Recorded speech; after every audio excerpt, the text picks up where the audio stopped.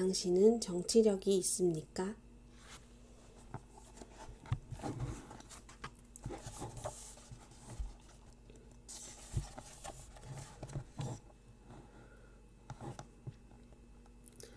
모난돌 되는 것을 두려워하지 마라. 모난돌이 정맞는다는 말이 있다. 튀는 행동을 하면 결국 안 좋은 결과를 낳는다는 뜻이다. 그러나 비슷한 말이면서 전혀 다르게 쓰이는 말도 있다. 주머니 속의 송곳을 뜻하는 낭중지추다. 뾰족한 송곳을 아무리 주머니 속에 감춰봐야 주머니를 뚫고 튀어나오듯이 능력이 뛰어난 사람은 결국 눈에 띈다는 뜻이다. 사회생활에서는 어떤 것이 더 옳은 말일까? 상황에 따라 다르겠지만 모난돌이 되는 것도 자신의 매력을 발산할 수 있는 좋은 기회가 될 수 있다. 별다른 매력 없이 일만 잘하는 사람보다는 까칠하고 뾰족하지만 일 잘하는 사람이 더 매력적으로 보이는 시대가 된 것이다. 로마의 장군 율리우스 카이사르는 수많은 여인들과 연문서를 뿌렸지만 단 한 번도 문제에 휘말리지 않았다고 한다. 그의 매력은 담대함에 있었다. 젊은 시절 권력 다툼에서 밀린 카이사르는 로도스로 몸을 피하던 중에 해적에게 잡혀 인질이 됐다. 해적들은 카이사르의 몸값으로 20달란트를 요구했는데 당시 로마 군단 하나를 모병할 수 있는 금액이었다. 하지만 카이사르는 오히려 해적들에게 호통을 치며 몸값을 50달란트로 올리라고 요구했다. 너희들이 누구를 잡았는지 모르는구나. 나는 로마의 율리우스 카이사르다. 이 배짱 두둑한 인질에게 해적들은 묘한 매력을 느꼈고 카이사르는 오히려 해적들과 서스럼 없이 지내며 융숭한 대접까지 받게 된다. 그러면서도 카이사르는 틈만 나면 해적들을 협박했다. 언젠가 내 놈들의 목을 매달고 말 테다. 하지만 해적들은 그의 협박을 진지하게 받아들이지 않고 젊은이의 객기 정도로 생각하고 웃었다. 그의 가문이 50달란트를 지불하자 자유의 몸이 된 카이사르는 가까운 멜레토스로 달려가 배를 빌리고 사람들을 모았다. 정말로 해적 소탕에 나서기로 한 것이다. 사실 로도스의 해적들은 지역 주민들에게도 골칫거리였다. 하지만 아무도 위험한 일에 나서려고 하지 않고 소극적인 태도를 보이는 바람에 해적들은 더욱 기승을 부렸다. 카이사르는 해적을 안 잡으면 재물을 나눠주겠다고 약속했고 그 말에 젊은이들이 해적 소탕에 동참했다. 카이사르는 이들을 끌고 가서 해적들을 생포했다. 카이사르는 자신의 몸값 50달란트를 되찾았을 뿐 아니라 약속한 대로 해적들을 교수형에 처하고 그 재물을 사람들에게 나눠줬다. 자신을 잘 대해준 해적들을 무자비하게 처단한 카이사르에게 은혜도 모르는 사람이라는 평가가 내려졌을까? 오히려 카이사르의 이야기가 전해지자 로마 시민들 사이에 카이사르는 자신의 말을 지키는 사람이라는 명성이 퍼지기 시작했다. 그것도 아주 무자비하고 무섭게 말이다. 그의 편에게는 좋은 이미지를, 그의 반대편에게는 공포의 이미지를 심어준 것이다.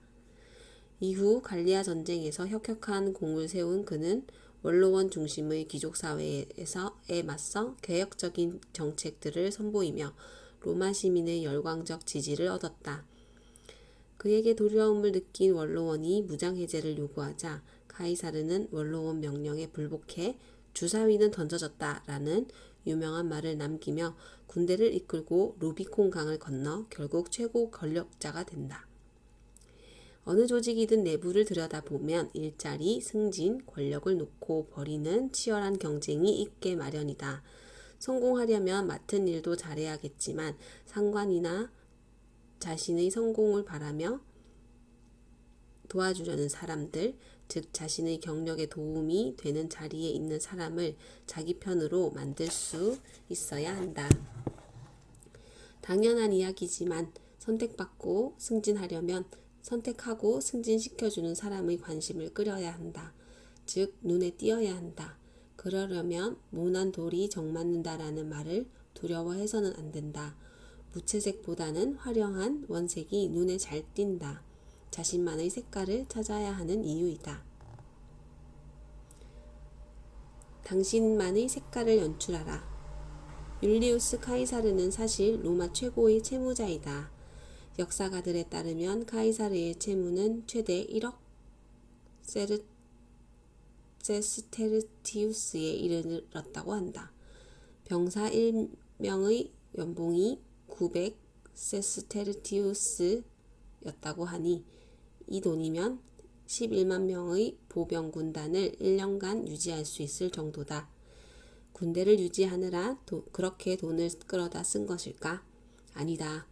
카이사르가 진 천문학적 액수의 빚은 대부분 자신에게 투자하는 데에 사용했다고 한다.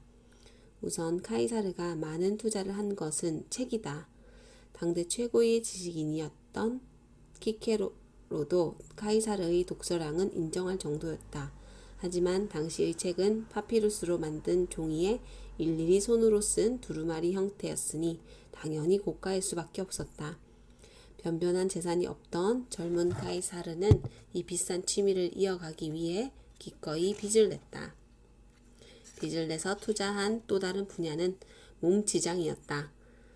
젊은 시절에는 뺨에 주름이 깊이 파여 있고 작년에 들어서는 대머리 때문에 고심했다고는 하지만 그래도 카이사르는 멋쟁이로 유명하다. 언제나 품행을 단정하게 했고 헤어스타일도 많은 정성을 들였다.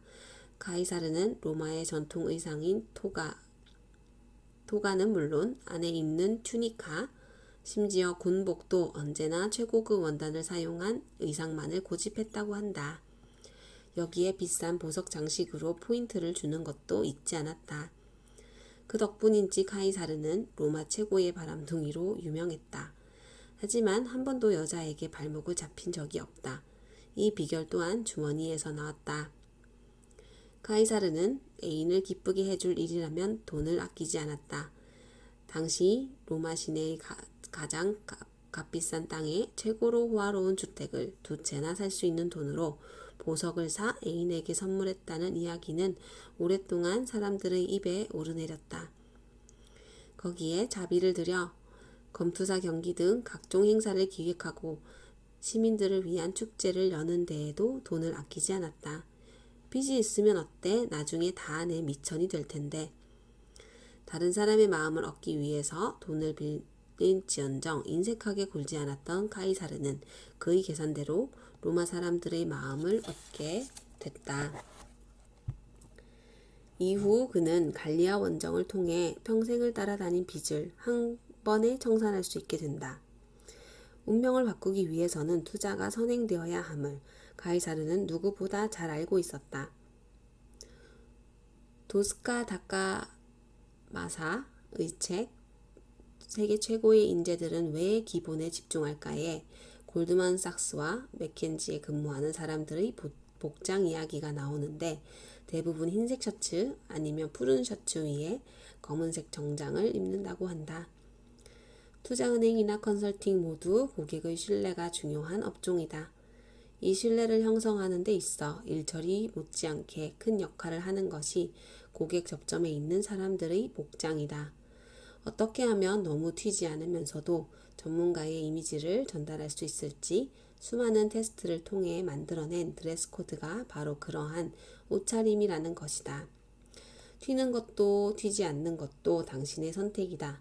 하지만 기억해야 할 것은 이미지의 힘이 이렇게 무섭다는 사실이다.